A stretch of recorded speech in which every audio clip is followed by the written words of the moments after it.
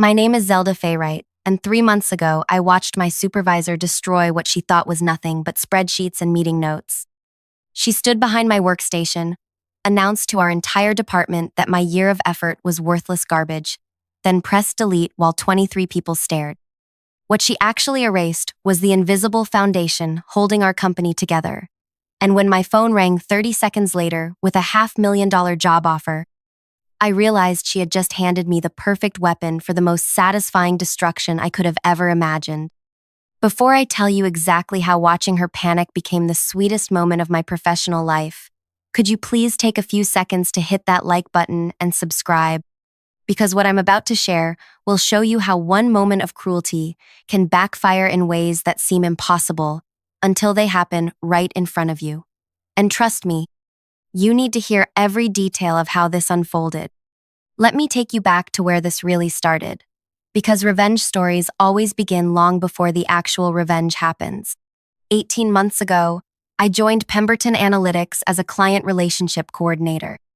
The job description made it sound boring: maintain communication records, schedule follow-ups, track client satisfaction metrics. What they didn't mention was that our company was hemorrhaging accounts faster than anyone wanted to admit, and the previous person in my position had lasted exactly 4 months before quitting without notice. My supervisor, Quinla Brexworth, made it clear from day one that she considered my role unnecessary overhead. She was one of those people who believed business relationships were purely transactional: send invoices, deliver services, collect payments, repeat. The idea that clients might want actual human connection was foreign to her systematic approach to everything. But I saw something different in those first few weeks. When I reviewed our client files, I found page after page of dry communication logs that read like robot conversations.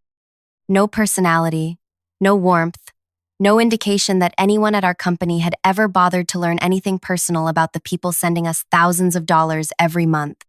So I started doing something that seemed radical in that environment. I began treating our clients like actual human beings. When Vernon Hutchcraft, who ran a mid-sized manufacturing company, mentioned during a routine check-in call that his golden retriever had just been diagnosed with hip problems, I made a note. 2 weeks later, I followed up asking how the treatment was going. He was so surprised that someone remembered. He spent 20 minutes telling me about his weekend trip to find a specialist veterinarian.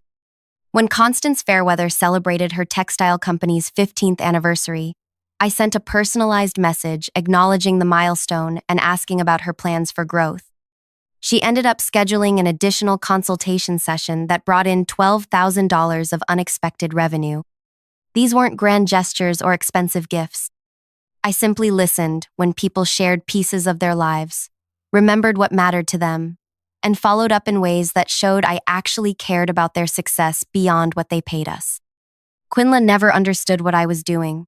She would walk past my workstation and see me typing what looked like casual conversation notes, and I could feel her disapproval radiating across the office space. During our monthly reviews, she would flip through my activity reports with visible frustration. "Why are you spending 45 minutes on calls that should take 15?" she would ask, tapping her pen against her clipboard. "Efficiency metrics show you're processing fewer interactions per hour than optimal." I tried explaining that longer conversations were building stronger relationships, that clients were specifically requesting to work with me on new projects, that our retention rate had improved by 37% since I started personalizing our approach. But Quinla only cared about numbers that fit her spreadsheet formulas. What she didn't realize was that I was building something far more valuable than efficient call logs. I was becoming the bridge between our company and the people who kept us in business. Roderick Yates, who owned a chain of specialty bookstores, started calling me directly when he needed anything instead of going through our main number. He told me he appreciated talking to someone who remembered that he was passionate about vintage mystery novels and that his daughter was studying literature at university. Tempest Livingwell, whose catering business accounted for our third largest monthly revenue, began recommending our services to other companies specifically because she enjoyed our conversations about her weekend farmers market visits and her grandmother's recipe collection.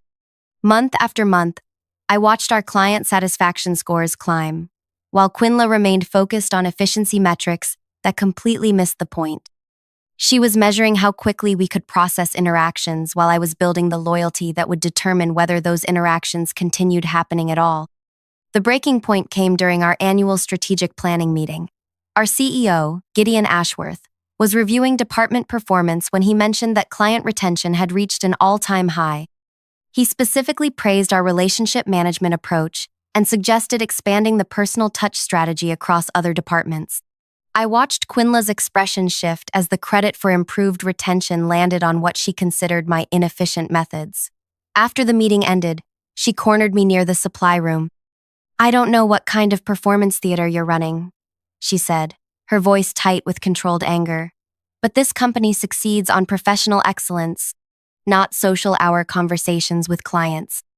She assigned me to complete a comprehensive audit of all client interactions over the past year, demanding detailed documentation of every communication, every follow-up note, every relationship-building effort I had made. It was clearly intended as punishment, hundreds of hours of bureaucratic busy work that would pull me away from the actual relationship building that was driving our success.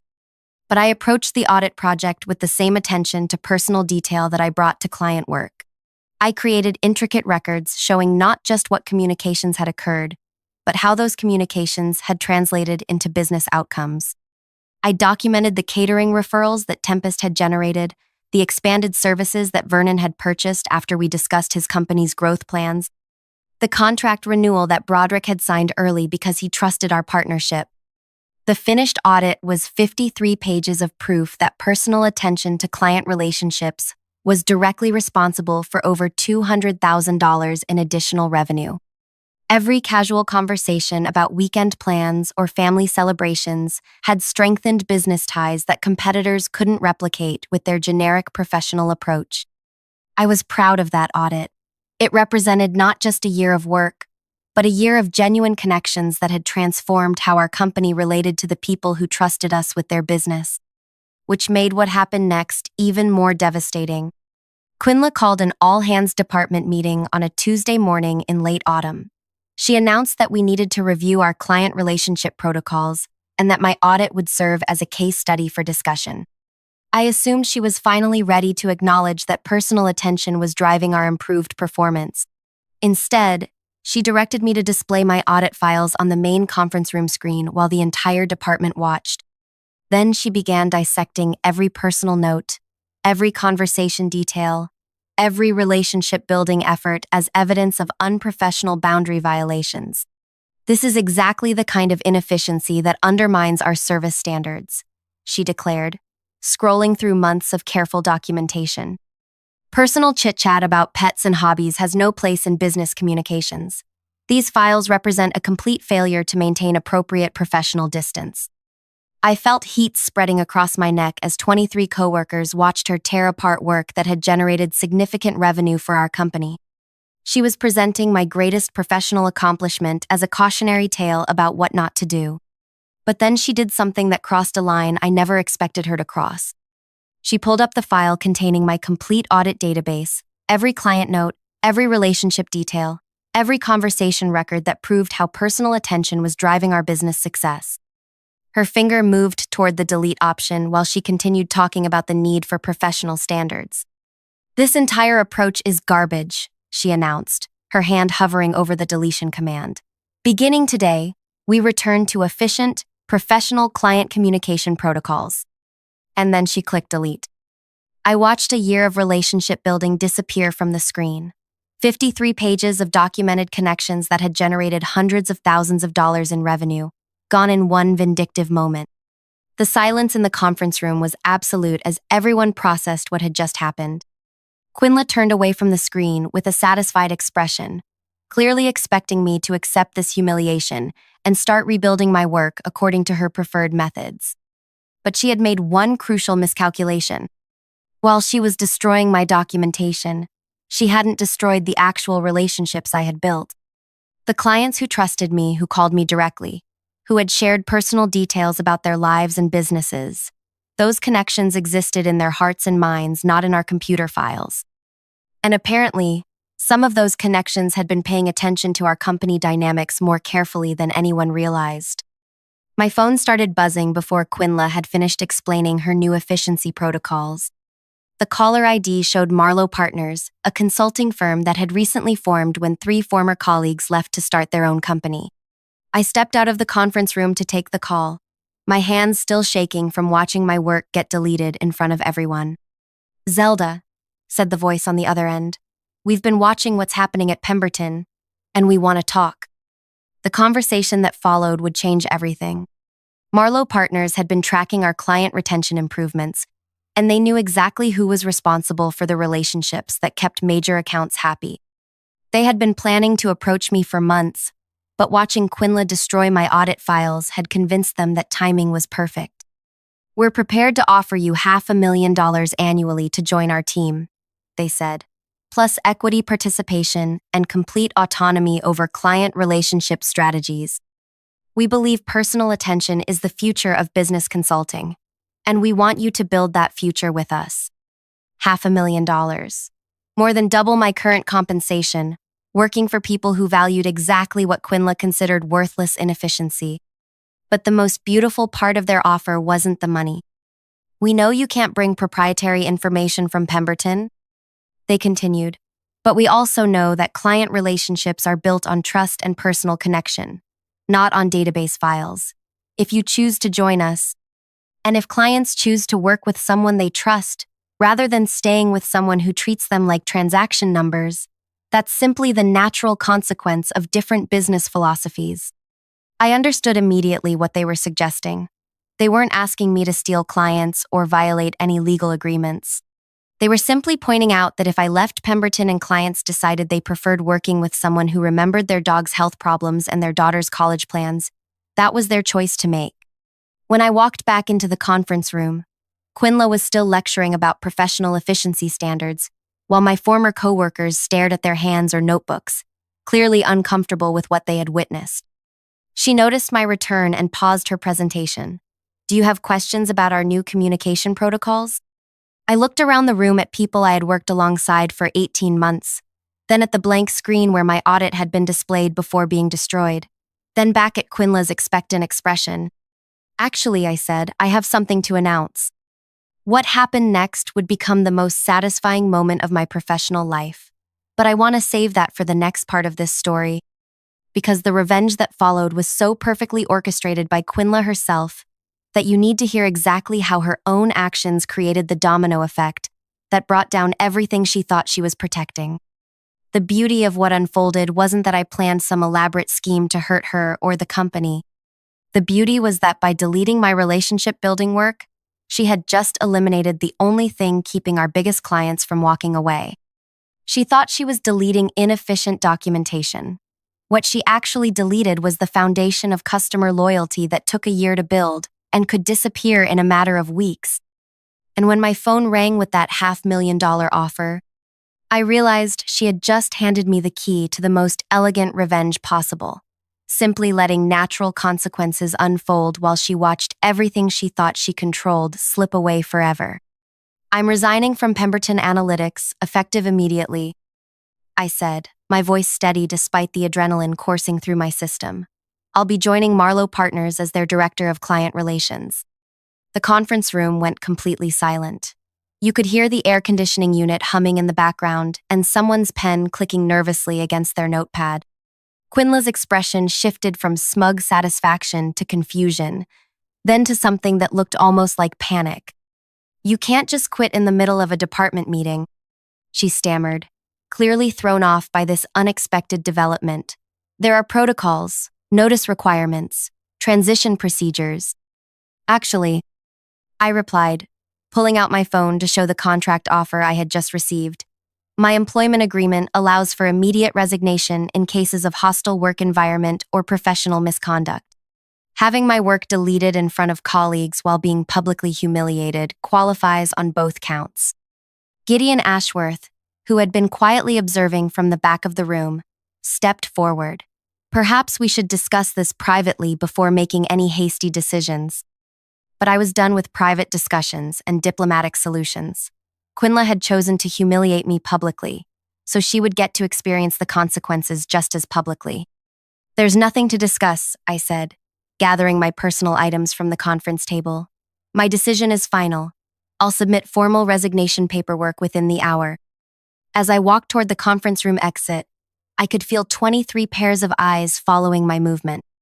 Some of my coworkers looked shocked, others looked impressed, and a few looked like they were reconsidering their own career choices. Quinla called after me, her voice higher than usual. You're making a huge mistake.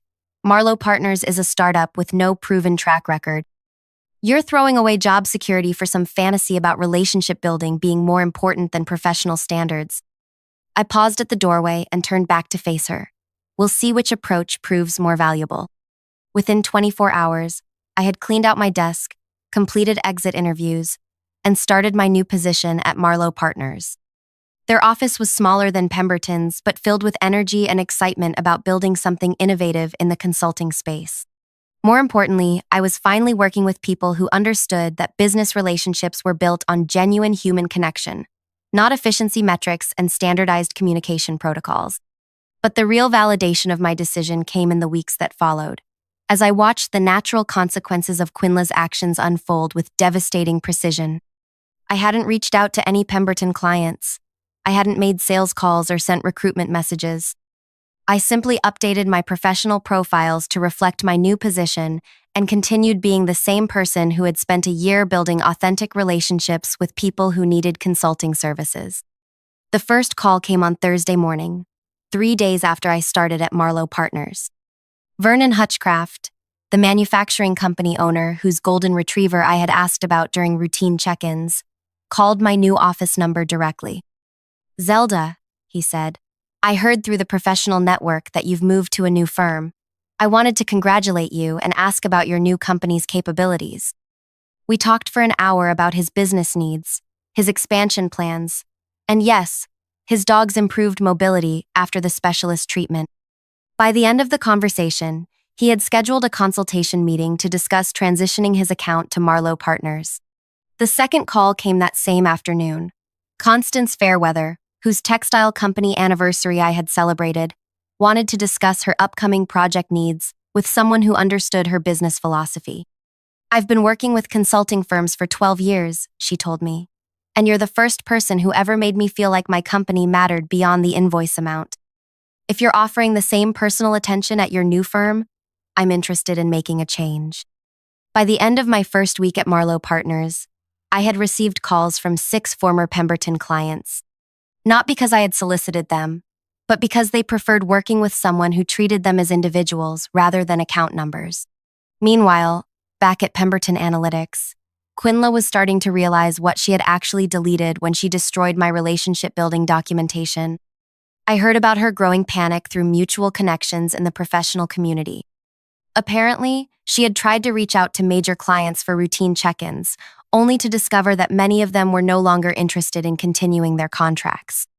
When she called Vernon Hutchcraft to schedule his quarterly review, he politely informed her that he was exploring other consulting options and would not be renewing his annual agreement. When she contacted Constance Fairweather about upcoming project needs, Constance explained that she had found a consulting partner who better understood her business values. One by one, the clients I had spent a year building relationships with were making the choice to work with someone who remembered their personal details, their business challenges, and their individual communication preferences.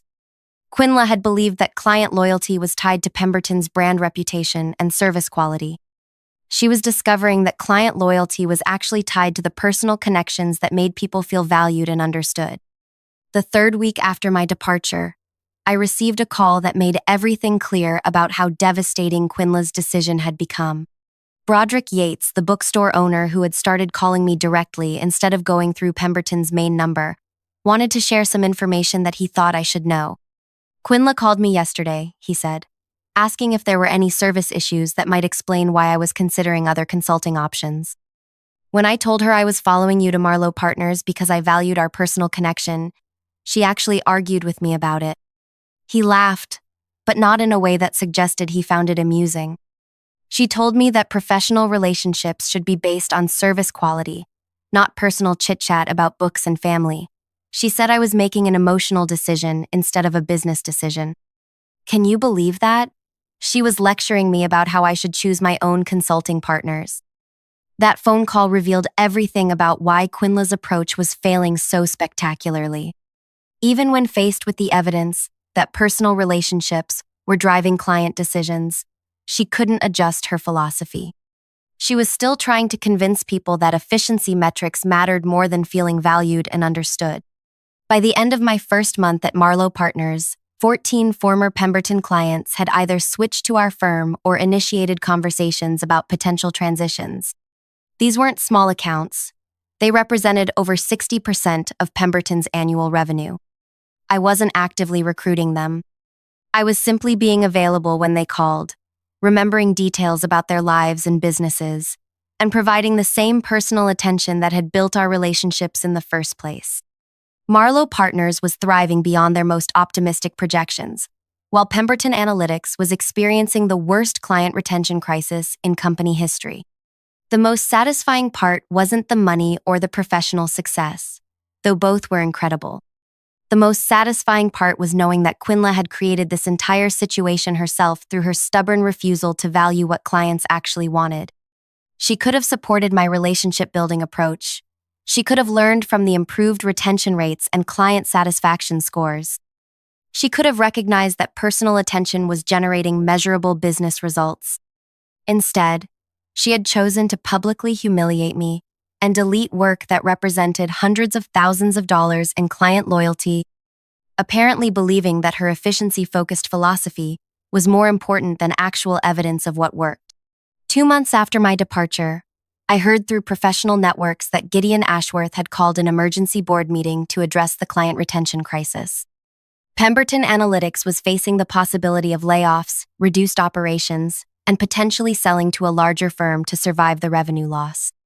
Quinla, who had been so confident about her professional standards and efficiency metrics, was now scrambling to explain how the company had lost most of its major accounts within 8 weeks. According to sources who were still working there, she had initially tried to blame my departure for the client defections, arguing that I had somehow poisoned client relationships or violated ethical standards to steal accounts. But the timeline didn't support her accusations. Clients weren't leaving immediately after I resigned. They were leaving after attempting to maintain relationships with Quinla's new efficiency-focused approach and discovering that they preferred working with people who treated them as individuals. The board investigation revealed exactly what I could have told them months earlier. Clients choose consulting partners based on trust, communication quality, and feeling valued, not on how quickly their calls get processed or how efficiently their concerns get categorized. Quinla had spent a year dismissing relationship building as inefficient social hour conversation, and now she was facing the consequences of that philosophy in the form of client defections that threatened the entire company's survival. 3 months after my departure, I received the call that made this revenge story complete. Gideon Ashworth contacted me personally to discuss what he called a potential partnership opportunity. He wanted to know if Marlowe Partners would be interested in acquiring Pemberton Analytics' remaining client accounts and possibly hiring some of their staff during what he described as a strategic restructuring process. The company that had considered my relationship-building approach inefficient garbage was now hoping to sell their remaining assets to the firm that had been built on exactly the principles Quinla had rejected. During our conversation, Gideon mentioned that they were also reevaluating leadership approaches in their client relations department. Reading between the lines, it was clear that Quinla's position was no longer secure. "I have to ask," he said toward the end of our call, "what would it take to bring you back to Pemberton as Director of Client Relations? We're prepared to offer significant compensation increases and complete autonomy over relationship management strategies." The irony was incredible. 3 months after watching my work get deleted in front of my colleagues, I was being recruited back to implement exactly the same approach at a much higher salary, with complete authority over the department that had rejected my methods. But I had no interest in returning to work for people who had only learned to value my approach after losing millions of dollars in revenue. "I appreciate the offer," I told him, "but I'm very happy with my current position. Marlowe Partners understood the value of personal client relationships from day one, rather than having to learn it through crisis. 6 months after leaving Pemberton Analytics, I was promoted to senior partner at Marlowe Partners with equity participation and responsibility for expanding our client relationship philosophy across multiple service lines. The clients who had followed me from Pemberton became the foundation for our most successful year in company history. Meanwhile, Pemberton Analytics underwent the strategic restructuring that Gideon had euphemistically described. They laid off 30% of their staff, sold their largest office space, and ultimately merged with a competitor who valued efficiency metrics over personal relationships. Quinla was not retained during the merger. I learned about her departure through LinkedIn updates and professional network conversations. According to former colleagues, she had spent her final months at Pemberton trying to rebuild client relationships using the same impersonal approach that had caused the crisis in the first place. She apparently never understood that the problem wasn't her communication skills or technical knowledge. The problem was her fundamental belief that business relationships should be purely transactional. The last update I heard about her situation came from a mutual professional contact who mentioned that she was having difficulty finding comparable positions because her most recent role had ended during a major client retention crisis. Potential employers were understandably concerned about hiring someone whose management approach had contributed to such significant revenue loss, especially in client-facing roles where relationship building was considered essential. I felt no pleasure in hearing about her career difficulties. My satisfaction came from knowing that the principles she had mocked and rejected were now recognized throughout our industry as essential for sustainable business success. Every consulting firm was investing in personal client relationship strategies. Every professional development program emphasized the importance of treating clients as individuals rather than transaction sources. Every successful consulting practice prioritized exactly the approach that Quinla had considered inefficient garbage. She had been wrong about what clients valued, wrong about what drove business success, and wrong about the importance of personal connections in professional relationships. And her wrongness had been revealed not through elaborate schemes or calculated attacks, but simply through allowing natural consequences to unfold after she chose to publicly destroy work that represented the foundation of customer loyalty. The most elegant revenge is always the kind where your enemy defeats themselves through their own actions, and you simply have to step aside and let their poor decisions create the destruction they deserve. Today, 2 years after watching my audit files get deleted in front of 23 colleagues, I'm running the client relations division for one of the fastest-growing consulting firms in our region. Our success is built entirely on the principle that Quinla rejected, that business relationships thrive when people feel valued, understood, and personally connected to their service providers. Every day, I get to work with clients who appreciate having their birthdays remembered, their family updates acknowledged, and their business challenges addressed with genuine personal investment in their success. And every day, I'm reminded that the best revenge against people who undervalue your contributions is simply proving them wrong through your continued success elsewhere. Quinla thought she was deleting inefficient documentation when she destroyed my relationship building work. What she actually deleted was the only thing preventing her professional world from collapsing around her. Sometimes the most satisfying revenge is just letting people experience the natural consequences of their own terrible decisions while you build something better somewhere else. If this story resonated with you, or if you've ever had someone undervalue work that you knew was important, I'd love to hear about it in the comments below. Sometimes the best therapy for professional betrayal is sharing stories with people who understand what it feels like to have your contributions dismissed by people who should know better. And if you enjoyed hearing about how deleting my files became the beginning of Quinla's professional downfall, please like this video and subscribe for more stories about workplace revenge that writes itself when you simply let incompetent managers face the consequences of their own poor judgment.